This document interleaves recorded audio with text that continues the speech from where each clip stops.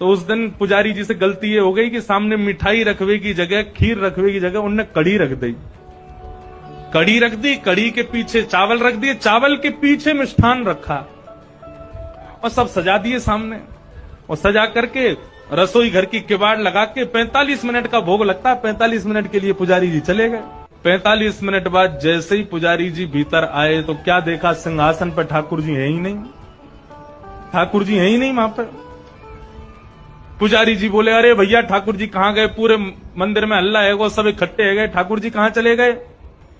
कोई ने कही, बोले छोटे से ठाकुर जी है सके, इनमें कढ़ाइयन में गिर गए हो, छानो।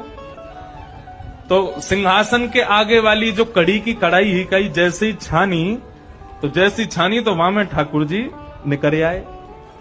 अब तो महाराज पुजारी जी बड़े जोर से हंसे, बोले अरे लाल जी को कड़ी इतनी भाग गई, इतनी बढ़िया लगी कड़ी की वहां में कूद ही गए।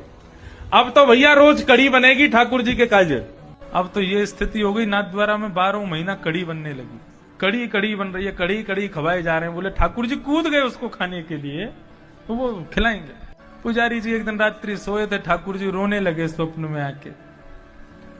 पुजारी उठ गए, जय जय मुझसे कोई अपराध हो गया, आप रुदन क्यों कर रहे हो? बोले हमारो इतने दिना पहले आपने भोग लगायो? बोले हाँ। भोग में मिष्ठान मोसों दूर कर दियो, आगे कड़ी पधरा दी?